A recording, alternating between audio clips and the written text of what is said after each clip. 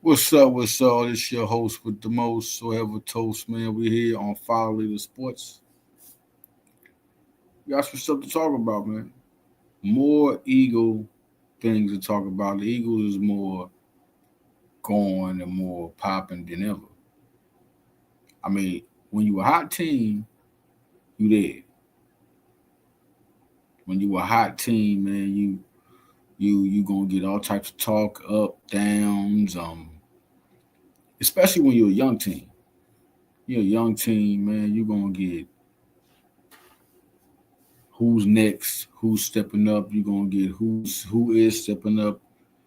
Um, is the coach good? But in Philly, man, the pressure's crazy. It is the standard to winning in Philly is I don't care who you are. You better be if you was sorry this year, you better be good next year or the next minute. So now here we go. And then you got the media mixed in with it, and they're 11-2. They're a winning team, so they're gonna look for everything in the world. So this was like actually almost the perfect time for drama to hit. They're 11-2. They're looking to break their record with 10 straight wins with this win. I mean, last time we was 10-1, and the Eagles was 10-1. Excuse me.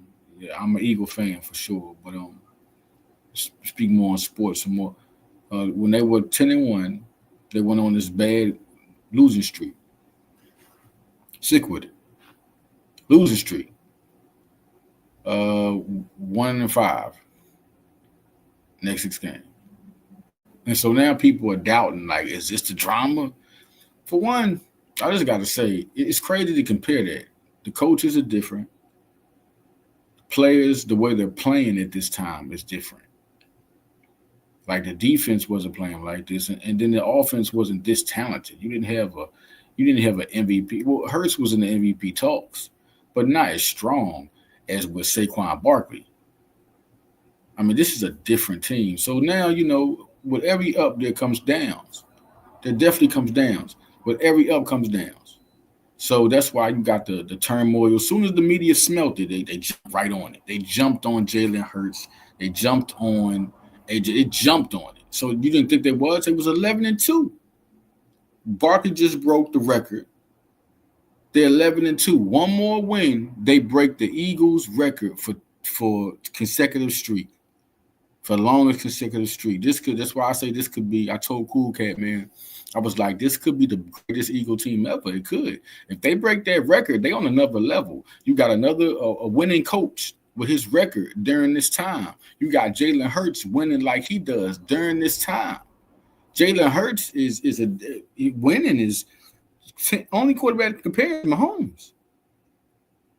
I mean, during this time of winning, only two can nobody compare during a 4-season stretch the way Nick Sirianni is. So it's a different story for the Eagles, man. So people got to understand it's never going to be perfect when you're doing this good, and they're a totally different team. So it's going to be knocks on the Eagles. This is how it's going to be, man.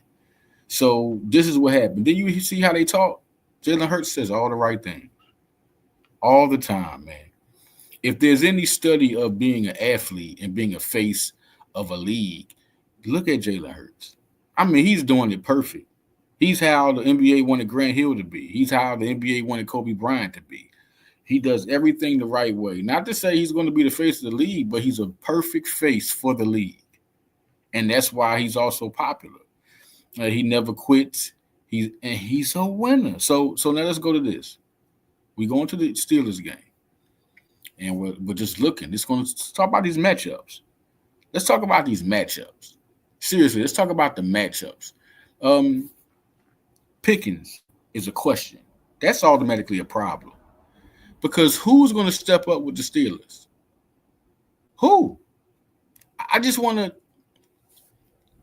This is when you don't. Pat Freiermuth is a good player. That man can play. Out of Penn State, has been productive since he's been there. 44 receptions, 470 yards. Now you're looking at who's next? Calvin Austin, who does have 16.8 yards per catch. But what are we worried about him before when guys like Cooper DeJean and Quinyon Mitchell and Slay, they stopped top receivers. So this is going to be a problem for us too. This is where the problem is presenting itself, that secondary. Who's coming through catching that ball? Not Najee Harris, who's going to caught 29 catches. That's not going to be it. Jalen Warren caught 20. What is he going to do? And then you got the running backs. I love Najee Harris, right? But he's only averaging 3.9 yards per catch. I mean, per rush. You know what I'm saying? 8 touchdowns. I mean, the Eagles have won against Derrick Henry. They went against Karrion Williams. They went against Bijan Robinson. Jalen Warren's averaging 4.1 yards per catch, 359 yards. I'm just trying to give this. Russell Wilson's only averaging 44 yards out the pocket. So that's not going to be the thing they're going to. Russell Wilson can run, but he's not the guy. If they didn't have to worry about Lamar Jackson, why do you think Russell Wilson? Now, this is the matchup. The matchup is Russell Wilson versus Jalen Hurts. That's the matchup. That's the key matchup. Two guys who've been to the Super Bowl. One's won one. Both can run, but one's running. One's running. Jalen Hurts this year, which is kind of crazy now if you think about what he's doing. He's 544 yards. You know, he's starting to pick up on yards per rush more, 4.1, because Jalen's been trying to not make mistakes. That's definitely there. I've seen that. I've heard that. He's definitely doing that. 13 touchdowns. I mean, really, realistically, he has 4 games left. Jalen Hurts could realistically get 800-some yards. And you're looking at the tush push, which is like 1 a game, he might get 17 touchdowns. That's unbelievably ridiculous for a quarterback. And then you're looking at his stats. His stats, 16 touchdowns, 5 interceptions. You look at Russell Wilson has 12 touchdowns, 3 interceptions, with a 103 rating, and Hurts has a 102 rating. So you're looking at this is going to be good, man. And then Hurts is also under pressure. So you know how he acts under pressure. You know, had Brown saying something about the passing game that the whole media is coming on him. You think this is what the Steelers, if Mike Tomlin is smart, he's like, oh my God, they done gave this man some motivation. The matchup is Hurts versus Wilson. That's the key matchup. You're going to see 2 mental, great IQs in football go at it. But this is the thing.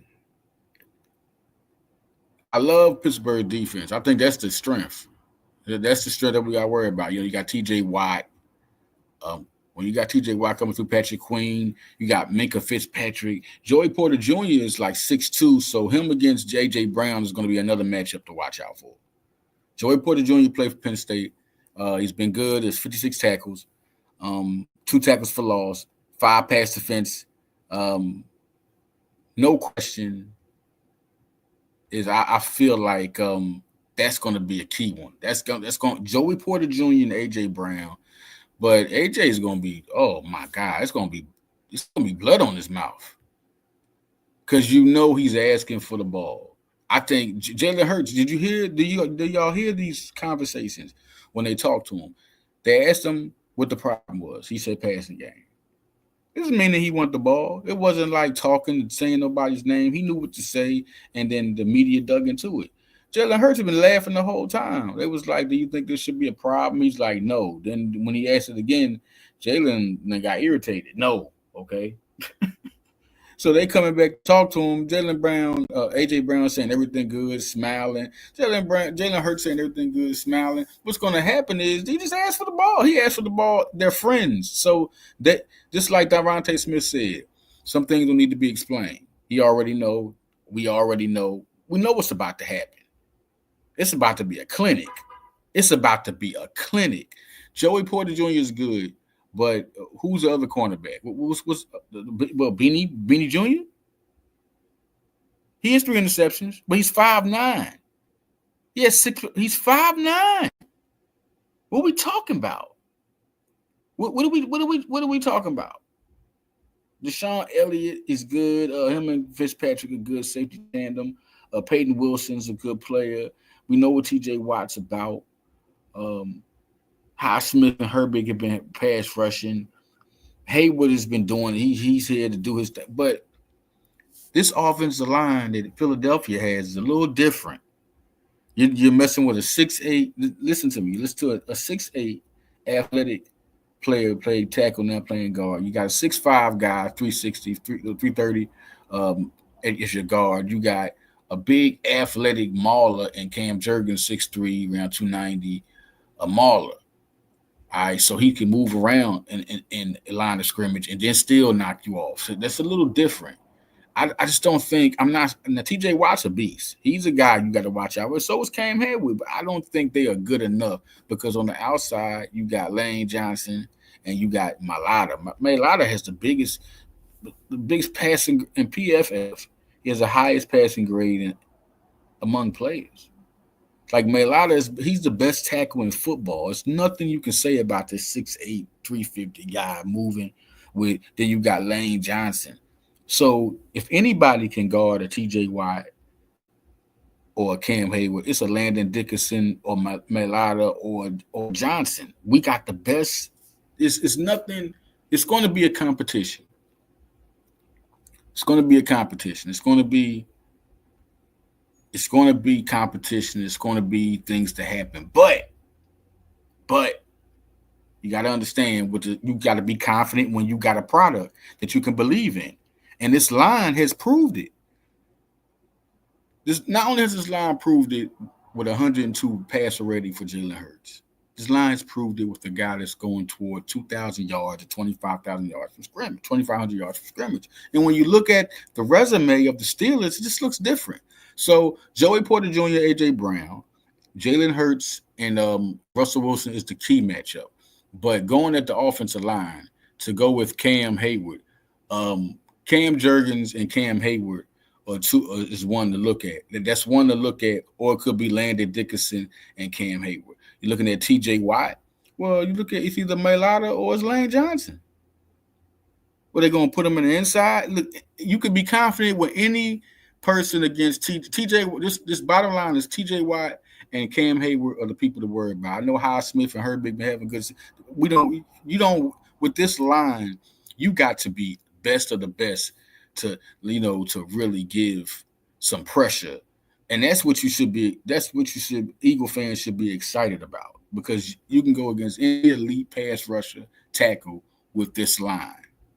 That is all confidence in that part. But Pittsburgh has a tough defense. Tomlin's one of the smartest. We can lose this game. This is not like, in the bag. But when you have a team with this product, you can be confident in winning every game. You know you can compete with any team. I was talking to my boy Cool Cat about that on Blitz Take. Like, you can be confident. I'm just saying, you can be with this type of team. Not just a good team. Not just the Arizona or Minnesota. With this type of team, just like the Lions, they can be confident to be Super Bowl contenders. When you have this type of team, and the great thing about it is how they are playing. I don't think nobody's playing like them this late in the season. Like you saw Detroit from the beginning be like they were. Philadelphia is just getting good. There's still things they got to work on, and they're dominating. And that's why it's crazy. The next matchup, like I say, Mailata or Johnson against Watt, that's going to be crazy. Mailata or Johnson against Watt. That's a matchup. And like I said, Hayward against Dickerson or Jurgens, because he's an inside. So the crazy part is he's definitely not going to put him with Becton. You better put somebody up, an edge rusher against Becton. It's so hard to block against a 6'8", 335 guard in the inside. I bet you they don't try to put nobody against him. That's unfair. With the Steelers, they have a good offensive line. They got nothing close to Philadelphia, and this is real. Like, you look at the Steelers defense, Philadelphia against Steelers defense is going to be a good matchup, two good defenses. But with the offensive line, no. The best player is Zach Frazier, that center, man. We're going to see, but you got a Jalen Carter or a Jordan Davis. We'll see. He's been good. Jack Frazier's been good, man. Against Jalen Carter, I see that being a situation. Jalen Carter, man, I think they definitely have. But the thing about Jalen Carter, they're probably going to they got Isaac Silmuller, who's a Eagle legend, won the Super Bowl with us. He's a guard. And the next guy's Mason McCormick. No, he's not. No, Broderick Jones from Georgia, young guy at the tackle, he's going to get ate up. He's going to get shredded up. But Silmuller and Frazier, Dan Moore, listen, those tackles are going to have trouble with Nolan Smith and the way Jalen Hunt is Jalen Hunt wants to get out, and you still got Josh Sweat. But on the inside, that's going to be the thing. Zach Frazier, he's a real good guy, and so is Samula. But again, you're going against Carter, and you got guys like Jordan Davis who are going to eat because they're going to double team Carter. They're going to have double blockers, so you could see Frazier and Samula on Carter, and then Moore Jr. It's just not good enough for Nolan Smith. How hungry he is, and I just don't. So the main thing I think is Zach Frazier and Samula versus Carter. I'm sorry. Am I being crazy? Because that's what they're gonna do. If it's gonna be Zach Frazier against Carter, sometimes it's gonna be Samula against Carter. That's all gonna happen. That's all gonna happen. Like I just that's gonna be the thing. Now the Jordan Davis, I'm waiting to see more sacks from my guy, man. But we'll see what happens. But one thing he's going to do is control the run. So if Najee Harris or Jalen Warren tries to come out, they're going to have to meet Davis. That's another matchup. What is Pittsburgh running game going to do against the orchestrator of that, Jordan Davis, Zach Bond, and the Kobe Dean? They both have 100 tackles this year. Congratulations, 132 tackles for Bond. What are we talking about? Another thing, Zach Bond and the Kobe Dean. Zach Bond got 129 tackles, man. 80 solo. 80 solo, right? 3.5 sacks, 9 tackles for loss, right? 3 pass defense, interception, 4 forced fumbles. Man, you're talking about definitely defensive player of the year. But let me tell you something about Dean. He has 106 tackles, 67 solo, right? 3 sacks, 9 tackles for loss, same with Bond. 4 pass defense. Bond has 3. Bond has 3.5 sacks. He has 3. They both have 9 tackles for loss, right? Just going over it. Dean has been just as disruptive as Bond. He just ain't got no forced fumbles. Recover one. He got an interception. Like Dean, I think it's a real slept on year. Them talking about Dean, and that's going to be big. How they running backs going to be able to deal with Dean and Bond? They can cover you. They can do it all. They can cover. They can stop the run.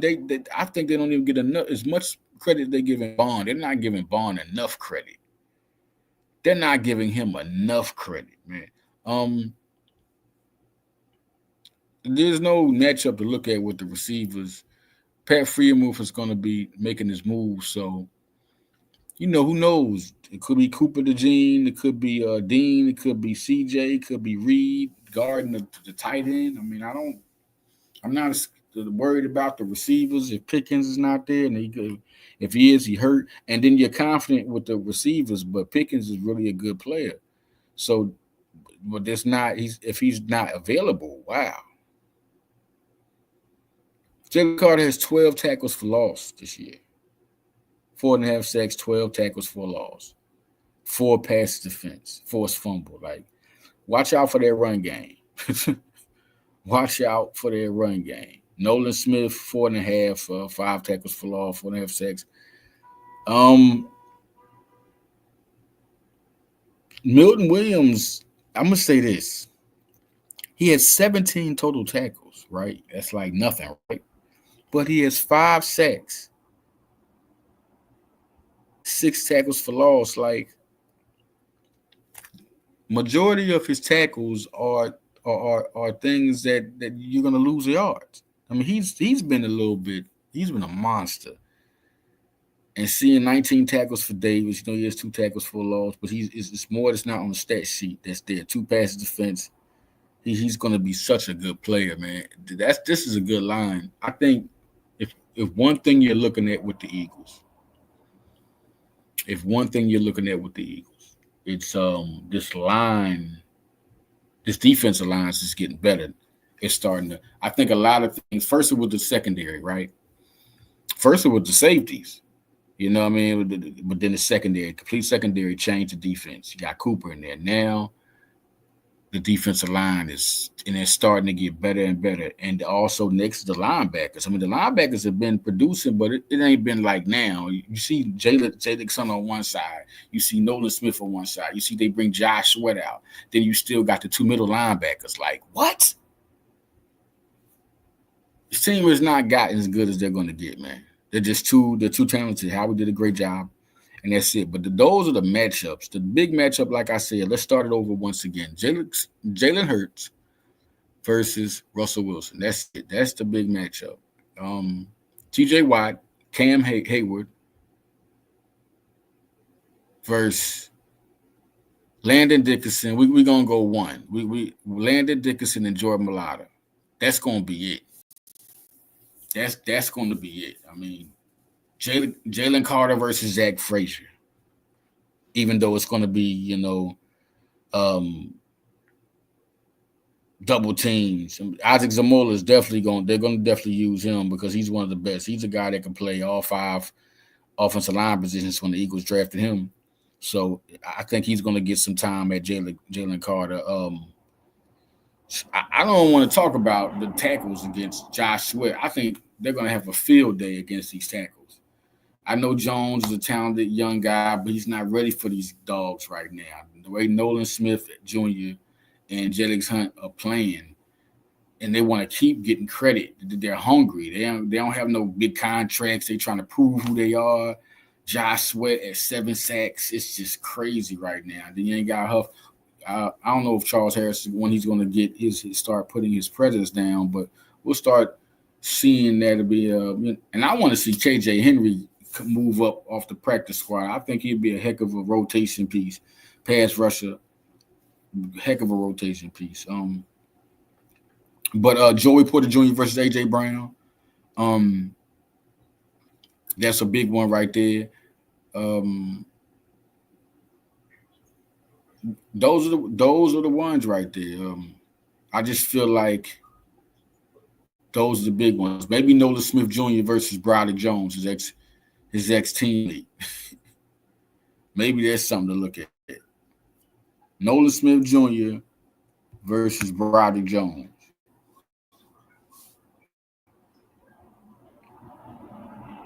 I think that's a real interesting matchup right there. They both played at Georgia, both champions. I didn't think about that. I didn't think about that when I tackled, just because of the familiarity of both of them. Roderick Jones plays against Nolan Smith Jr. That's going to be big to see. Maybe the motivation makes him play better. He's a talented player, but he's just not there right now. And 6'5", 311. We'll see what happens with that. Now, welcome everyone. If you're just tuning in to Follow Leader Sports, let's talk some Sixers. I want to talk some Sixers, man. Listen, y'all got to calm down. It's just a real rough time. Embiid getting hurt at 7-16, right? So there's time. It's not even the All-Star break. It's like the first quarter of the season. 24 points a game for Tyrese Maxey. 5 assists, 3.6 rebounds. Having a good season, like always, man. Struggling from three-point, though, 29% from three. They're not really shooting like they're supposed to. The big guys, McCain hit 38%. Wabaselli's hitting 39%. Martin hitting 35%. Things have to come to terms. They have to get there. They have to get there. You haven't seen a lot of players. You ain't seen Reggie Jackson a lot. Guys are just coming back. Paul George is averaging 16 a game, 5.3 rebounds, 5.2 assists. Everybody calm down, chill out. Joel Embiid coming back, 22. Just had 31, 8.4 rebound, 3.6 assists. Everybody knows, like, Philadelphia is just so hungry to win. Everybody, this is injury season right now. I mean, Paul George has been hurt. He's been getting back in tune with the team. They're not really there for him to get his feel, but he's been getting points. He's had a 31-point game. Let this team, I guarantee you, like I told my guy, I keep on saying, that's my guy there, man. Shout out to Alex Wright, who Hoops Fanatics. I'll be on there with him. I have him on High Level Sports Talk. Shout out to Steve Roth, man, doing this thing. Flyers writer. Listen, he be on us. He be with us on Bliss Tape. Listen, cool. I told Cool Guy, I said, listen, wait till after my dog. Listen, wait till after the All-Star break. They got to play. All this got to play out. I know it's hard. It's hurting. This is Philadelphia. We don't want to hear that. You know what I'm saying? But this is what's going on. Injuries. Then they slamming Embiid. Yeah, quick, come on, man. Stop this man that gave you dominating seasons, the MVP. I mean, so just let this team. I understand, Philly. I understand. Let this team ride out. You're looking at Jared McCain, who's averaging 15 a game. I told people when they drafted him, I said, man, they got one of the steals. I said they let him slip all the way there. He could be the most NBA ready player of the players before him. And if you look at it, he's averaging 15 a game in his rookie season. He's one of the best rookies. He's contending for Rookie of the Year. It's no question. It's no question. Like Kelly Aubrey averaging 12.9 points a game. Robert Shelley averaging 9.9, 8.7 for Martin. Khalid Martin, KJ Martin 6.6. People just gotta listen. Right now, it's just not what you want right now, of course. But understand why it's not. People been hurt. Y'all expected Paul George to come right in there, and I guess he's supposed to average 38 a game or 31 and just be relentless from the gate. I mean, Maxi's playing, but he's also shooting bad. They just all got to come together because Maxi has to do about with somebody, but he has help. So all of them have to start getting to know each other. Y'all just have to wait to after. But I said after the All-Star break, come holler at me. A week after the All-Star break, let me know how you feel. Let me know how you feel. And that February is the All-Star game. Let me know how you feel, man. I said this about the Eagles one time. We was talking on Blitz Take, man. I was like, listen, they was 3-2, I think, at the time. And I was like, listen, after 7 games, the game after they play their 7th game, they're going to be a different team. 9-game winning streak later. Actually, there might have been 8 games after my prediction. You know what I'm saying? Like, because I said after the 7th game, and I think they was like 5-2. And it was 5-2 after they became 5-2. And I can't remember who they played right now. But after they were 5-2, the game after they were 5-2 is when, things started. But really it was the game that they became 5-2. You know what I'm saying? So they just been that type of team. So you just gotta let chemistry sit in, man. LeBron couldn't win the championship his first season. You know why? Because it's hard to get that chemistry. But he at least the big part was him lead them to the finals in the first year. We don't say that, you know what I mean? But he won the next year. That chemistry got to set it. I don't care how many good players you got. If they ain't playing on the same accord, if they ain't got no knowledge around each other, they don't know how to, pass the ball through the ball, man, get out of here. Even baseball, you might not think it's that, but people got to like to be around each other. It makes you play good. You like the city? Do you like the people around you? Do you like the hitting coach? Do you like the pitching coach? I mean, everything has to coordinate. Rest of love, John Witherspoon, one of the greats, legendary comedians of all time. If you don't know who he is, he was on Friday, Boomerang, legend, super legend. But one of his lines, coordinate. You gotta coordinate. But yeah, you got to. You got to, man. One thing I want to talk about before we get out of here, man. This is my last part of the segment. It's gonna be big, man. I like this part because I like the Delaware Blue Coats, man. You know why? Listen, it's crazy. I'm only saying this because it's people on here that can come in and impact. Jeff Dowden is the number one guy, That's Nick Nurse boy. He was with him around Toronto, and he's just been good. 23 points a game, 4.6 assists, shoot from the tray, 50% from the field, 41% from 3. He's just ready to play. You could put him in backup point guard right now. But they got some people. Isaiah Mobley. Let's talk about Isaiah Mobley just for a minute. Let me give you Isaiah Mobley. Isaiah Mobley was a guy, a super talent, right? And let's keep it 1,000. It's a lot of good players that come out of high school, but what they're going to be. But it always starts from high school. Your prediction as a pro starts from high school. I don't care what nobody says. Isaiah Mobley came out of a draft class, was a 24th player in the nation. 24th player in the nation. His brother Evan Mobley was number 1 in his class. This is a 2019 draft class he came out of. I mean, high school basketball class, which is the 2020 draft class.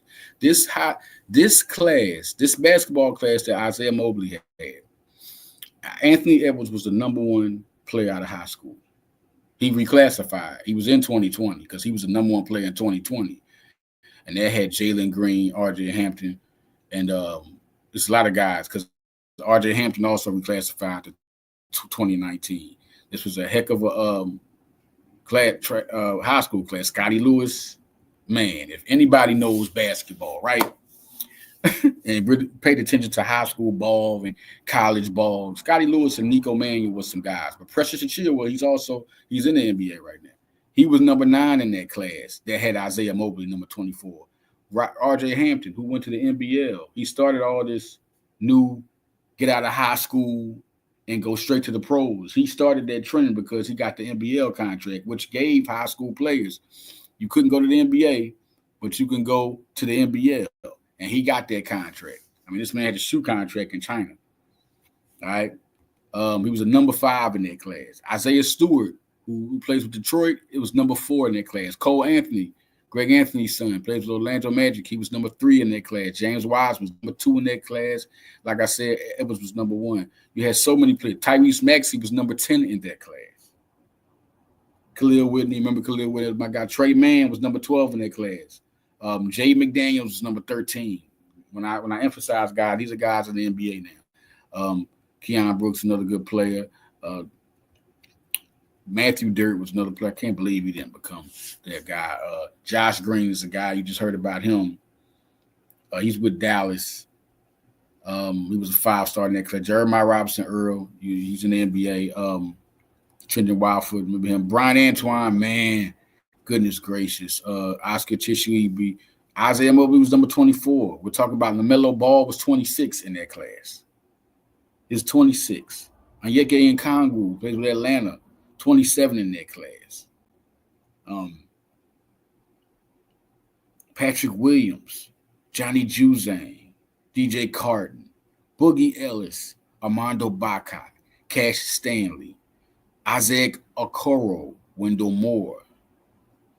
You're talking about some guys that ended up. Franz Wagner, number 43 in that class. Jalen LeCue. Goodness, Grekai Jones. And this Lester Quinones came out that class. James Boatnight came out that class. Like, this is the class. So when I'm going to that, what I'm talking about that is because of this. That was a good, pretty good class. Decent class there. And Isaiah Mobley's averaging 10.7 points and 7.6 rebounds. He can hit the 3. He's a guy I feel like at 6'9", he can get some work somewhere in the league because he's a solid player. Not saying a star, but a solid player. You come in and average that or average 8 points a game off the bench, I feel like give somebody a good – I think he's almost there to being a regular everyday player coming off a bench really being good. And he can start and average 10.7 points. And what he's doing in the G League and the NBA, I honestly believe that he's that type of solid player. Looking at another player, right? Kind of crazy. Marcus Bagley. Now, Marcus Bagley is Marvin Bagley Jr.'s brother. A lot of his hype came from because of that. You know, he was solid, but he wasn't that type of player. He also played. He's not really averaging a lot for the Blue Coats, man. But he's a talented player who could see. You could look for him to be a bench player. I'm not saying now. Now I wouldn't put him on an NBA bench. But he's the type of player that can grow. He has a talent. He's 6'8". Okay. When we talking now, he's in high school. Coming out of high school, he's number 31 in his class. High level 4-star player. Okay. in that class, that was a 2020 class, which I told you was the historic 2020 class. Remember, Anthony Edwards reclassified, Johnny Juzang reclassified, RJ Hampton reclassified. This class was a class, along with who I just named, who had Cade Cunningham, Jalen Green, Evan Mobley, Isaiah Mobley's brother, Jonathan Kuminga. Jonathan Kuminga didn't even come out in this draft class. Came out in the next draft class. Zaire Williams, Brandon Boston Jr., who is crazy to see. He didn't, do his thing. Khalid Love, Josh Christopher got drafted. Scotty Barnes, Terrence Clark, RIP. Man, I think he would have been a real good player. Greg Brown III was a good player. Jalen Suggs was in this draft. Jalen Johnson, Deshaun Nix, who was one of the top 3-point guards. You thought he was going to be a real good point. Jaden Springer was in this draft class. Keon Johnson, Mark Williams, Maker, Josh Primo, Day'Ron Sharp, DJ Stewart, who did good in the summer league for the Sixers, Jeremy Roach. The list can go on. Sharif Cooper. This was a Walker Kessler. This was a crazy Isaiah Tide. This was a crazy good class. Isaiah Jackson, Devin Askew, so many Moses Moody in this class. Jabri Abdul-Rahim, who was Sharif Abdul-Rahim's son. So many in this class. This was a historic. Hunter Dickinson was in this class. This is a JT Thor was in this class. Kai Sato out of the Asian talent, out of RJ Davis, who's still playing for North Carolina now. This was a hell of a class. Kenyon Martin, KJ Martin was in this class. So this was one of those classes, right? So we go back to Marcus Bagley. So you see the competition and the expectation, but he's not doing too much in that. Just giving you the update. He did Jordan Tucker, another guy. He came out the class that had Lonnie Walker, did that associated with that class. Zion Williamson, R.J. Barrett. Looking at the Jordan Tucker class, let me be precise. I think might be a little. Jordan Tucker was a shooter. I mean, I remember one time he was being recruited by Nova, and he's a guy that was a top guy. He was a top guy, just another guy that could be a guy, you be a shooter, somebody that can. Jordan Tucker came out of the class that had some of the best players like Mitchell Robinson, Marvin Bagley Jr., Michael Porter Jr., Muhammad Bamba, Colin Sexton, DeAndre Ayton. Guys like that came out of that class. Wendell Carter, they came out of that class. That was a pretty solid class. Also, then you look at other guys that came out that class. Came out Darius Baisley. Darius Baisley is another player with so much talent. And the reason why I talk about Darius Baisley is because he's really been good out there. I mean, Darius Baisley, 18.5 points, 9.6 rebounds. I think he was the 23rd pick in the draft in the 2019 draft. And I honestly think Darius Baisley's been underlooked. I mean, at one time he was starting, getting time at OKC, but as they went toward the future, he got cut out the plans. It's just how it goes. I think Darius Baisley's a hell of a player. Coming out of high school, 23rd ranked player, number 1 player in Ohio, 23rd ranked player in the nation. You talk about that class, that's a big class he was with. 2018 class had R.J. Barrett, Nasir Little. I mean, think about it. Cam Reddish, Bol Bol, Zion Williamson,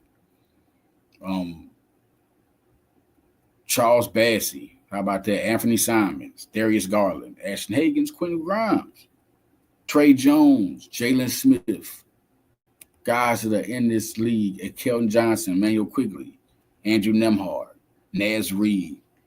And then you have Darius Baisley, who's rated over such guys as Kevin Porter Jr., Javon Quinterly, Ayo Dosunmu, Luguentz Dort, guys who, other guys who've been in the league. Javonte Smart, who's been real good, traveling around the G League, real good player, always shows himself. So this is a guy right here out of everybody between Jeff Doughton, basically might be the next best talent out of this whole squad. Aminu Muhammad was a guy, and that's crazy. Aminu Muhammad is another guy now. I don't know what's going to happen with him, but he hasn't really came and did nothing. Aminu Muhammad, he went to Georgetown, committed to Georgetown. He was the 25th ranked player out his class, the 2021 class, class that included Chet Holmgren, Bello Bracero, Shaden Sharp, Jaden Harden, Jalen Duren, and Monty Bates. That's that class. Manu Muhammad was in that class. He was a pretty highly ranked dude. So this is another guy who he has to make strides, though. He has to start playing. But he hasn't lifted off yet. But so much potential, so much talent. You look at another guy, Justin Edwards. This is the big guy. I wanted to come to the big guy himself, Justin Edwards. Justin Edwards didn't get drafted. He's averaging 15.7 points, 2.5 rebounds, hitting 35% from three, 44 from the field, 1.0 steals.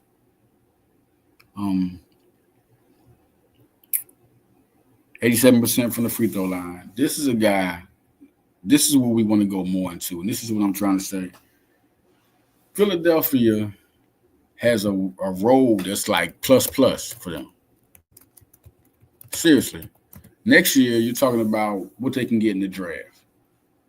Philadelphia's been drafting good. Nobody's paying attention to that. So, say Philadelphia don't make the playoffs. That's dangerous. With Paul George and with Joel Embiid, I don't think they're going to do nothing with nobody. They're just going to add to this team. They got a great foundation to build to this team and make it good. If this team, they better hope this team don't collapse and go into the lottery. They better hope this team don't collapse. This is a very talented draft. And this team can get a Dylan Harper. This team can get a VJ Edgecombe. It's crazy if that ever happens. They draft too good. If they slip down to 15, if they get the top 20 pick, this team's going to get a hell of a player. Now let's talk about Justin Edwards. To go to him, this is one of the guys, and the last guys I wanted to talk about. Out of Philly, he was the third-ranked player in his class. In some classes, he was, in some recruiting sites, he was number one. The guys who were ranked over him was Ron Holland and Isaiah Collier. Ron Holland was picked in the lottery, but Collier wasn't. Edwards, 6'7". It's crazy that he's down there. He gets to learn behind guys. He gets to, no Russian talent. It's one thing when you're a player with talent and you have to sit there, produce, and work on your game. It's another thing when you're a top 3 pick and you have expectations and you better produce this and you better shoot this shot and you better be this good. Or guess what? Now, as quick as your stock went up, it's going to go down. Now he gets to just learn. He gets to see Embiid. He gets to see Maxey. He gets to see Paul George. I mean, fall back and learn. I think this is going to be one of those guys. He's going to get better and better and better. And Edwards is going to be a guy that's going to be in the NBA. And I'm hoping Philadelphia stays with him because he's a hell of a talent. It's the only top 3 ranked high school recruit that didn't get drafted ever. This is history. So this is already stupid. You can get you a player, put him on, you could have drafted this guy, let him develop, still have him in G League, and you still got him behind contract, and he's yours at the top of his peak of his game. He's looking like a guy that should have been drafted. So I like the Delaware Blue Coats. I like the way they're going. I like how I just like when they develop talent because they've done this since Robert Covington. They've done it since Paul Reed. Anytime they bring young players here, Mac McGlung, any of them, they develop. You just pick it. So I'm out, y'all. Listen, this is Fowler Leader. Good talking to y'all, man. Tune in to my next show. Glad y'all came and tuned in with your boy, man. Great to be here. Hardcore Sports Network. Big key lineup. We out of here, y'all. This is your boy, Leader Johnson. Follow me. Peace.